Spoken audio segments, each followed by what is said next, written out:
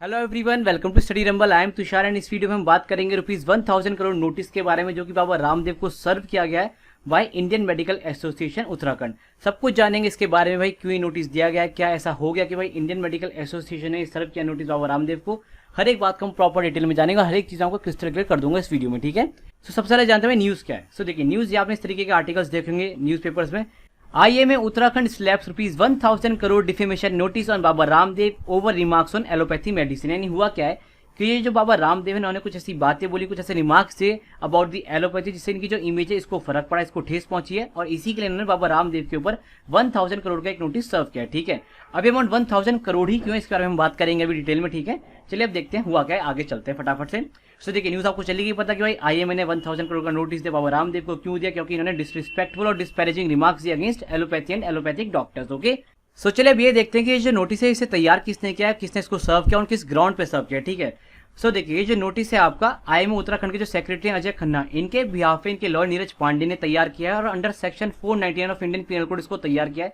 ठीक है, अभी सेक्शन 499 है क्या? सेक्शन 499 ये कहता है इंडियन पीनल कोड का कि अगर कोई भी व्यक्ति कोई ऐसा कमेंट या रिमार्क देता है जो कि किसी पर्टिकुलर व्यक्ति या ऑर्गेनाइजेशन की इमेज को खराब करता है तो वो एक क्रिमिनल ऑफेंस माना जाता है, ठीक है। तो इसी के अंडर में इन्होंने इस नोटिस को तैयार किया नीरज पांडे ने और सर्व किया है इस नोटिस को, ठीक है, टू बाबा रामदेव, जिसमें उन्होंने 1000 करोड़ की कंपनसेशन की बात करी है, ठीक है। अब देखिए, देखते हैं फटाफट से आईएमए ने डिमांड क्या करी है, आईएमए क्या कह रहा है, ये चाहता क्या है, ठीक है। सो देखिए, आईएमए ने ये डिमांड करी है, इंडियन मेडिकल एसोसिएशन ये डिमांड कर रहा है कि बाबा रामदेव एक रिटर्न और एक वीडियो एपोलॉजी सबमिट करें विद इन 15 डेज। अब देखिए, रिटर्न तो ऑब्वियसली वैसे जाएगी आईएमए के ऑफिस में। अभी वीडियो एपोलॉजी किस तरीके से कह रहे हैं, ये कह रहे हैं कि आप एक वीडियो क्लिप बनाए जिसमें आप ये कहेंगे कि हाँ भाई जो मैंने कहा वो गलत है, और इस वीडियो क्लिप को आप हर एक सोशल मीडिया प्लेटफॉर्म पे डालेंगे जहां पर भी आपने अपने रिमार्क्स को शेयर करा है, फिर जो भी आपका ऑफिशियल अकाउंट है उससे आप इसको डालेंगे, ठीक है। अगर देखिए ये ऐसा नहीं करते, अगर ये ऐसा वीडियो क्लिप नहीं बनाते, फिर रिटर्न एपोलॉजी नहीं देते विद इन 15 डेज, तो आईएमए ये कह रहा है कि आपको फिर कंपनसेशन मनी देना पड़ेगा ₹1000 करोड़ का। अब ये 1000 करोड़ ही क्यों, ये देखते हैं एक बार फटाफट से। अब देखिए, वाई ₹1000 करोड़। देखिए, ये जो नोटिस सर्व किया नीरज पांडे ने, उन्होंने मेंशन किया कि जो डिस्पैरेजिंग रिमार्क्स हैं बाबा रामदेव के, इससे जो इमेज है एलोपैथी की और इसके 2000 प्रैक्टिशनर्स की ये टेंट हो गई, यानी ये खराब हुई है, ठीक है। तो ओवरऑल 2000 प्रैक्टिशनर्स की यहाँ पे बात हो रही है। अब देखिए, ये कहा गया आगे चल के इसी नोटिस के अंदर कि अगर बाबा रामदेव एपोलॉजी नहीं मांगेंगे तो इन्हें 50 लाख रुपए हर एक प्रैक्टिशनर को देने पड़ेंगे।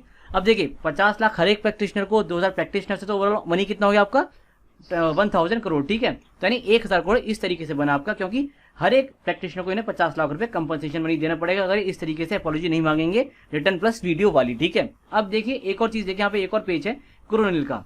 देखिए, लास्ट आपको बताओ, जो कोरोनिल है ये किट थी, कोविड किट बोलते हैं इसको काफी लोग। तो जब ये किट लॉन्च करी गई थी तो तब ये दावा किया जा रहा था कि भाई ये आपको कोविड से बचाती है, WHO अप्रूव्ड है। बाद में WHO ने मना कर दिया कि नहीं भाई कोई अप्रूवल वगैरह नहीं है, इस तरीके की बातें हुई, कुछ कंट्रोवर्सी हुई, और मतलब ये जो इसका दावा था वो इतना सही नहीं था। तो उन्होंने ये भी कहा कि ये जो आप इसका एडवर्टीजमेंट कर रहे हैं अलग अलग प्लेटफॉर्म से, जो कि मिसलीडिंग एडवर्टीजमेंट है, आप इसको भी हटाएंगे। अगर आप ऐसा नहीं करेंगे तो आईएमए उत्तराखंड आपके खिलाफ केस फाइल कर देगा और एफआईआर करेगा प्रॉपर्ली लॉन्च, ठीक है। ये भी इन्होंने कहा कोरोनिल के बारे में। अब देखिए, जो भी है वो सब तो हुआ जो हुआ, इसका हुआ कि देखिए इन्होंने अपनी स्टेटमेंट को विड्रॉ तो कर लिया। हुआ क्या, ऑन संडे रामदेव को फोर्स किया गया कि भाई अपनी स्टेटमेंट को विड्रॉ करें, और देखिए कुछ इस तरीके की उन्होंने स्टेटमेंट दी थी, लाइक एक वीडियो सेशन चल रहा था, उन्होंने इसमें स्टेटमेंट दी, lakhs have died taking allopathic medicine for कोविड-19। यानी इन्होंने ऐसा कहा कि लाखों लोगों की मृत्यु इसलिए हो गई क्योंकि इन्होंने कोविड-19 के ट्रीटमेंट के दौरान जो मेडिसिन ली वो एलोपैथिक थी, इसलिए उनकी मृत्यु हो गई। तो इस तरीके के स्टेटमेंट्स है जो कि अपने आप में ऑब्वियसली डिस्पैरेजिंग है, किसी की इमेज को खराब करेंगे।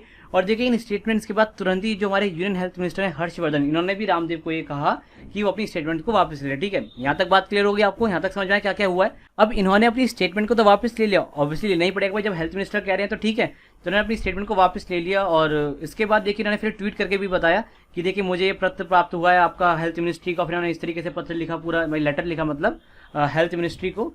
तो ये पूरा सीनियर चला। अब देखिए, ये सब होने के बाद देखिए बाबा रामदेव ने और आग में घी डालने का काम कैसे किया, इन्होंने पूरे 25 सवाल पूछ डाले आईएमए से, यानी इंडियन मेडिकल एसोसिएशन से और फार्मा सेक्टर से।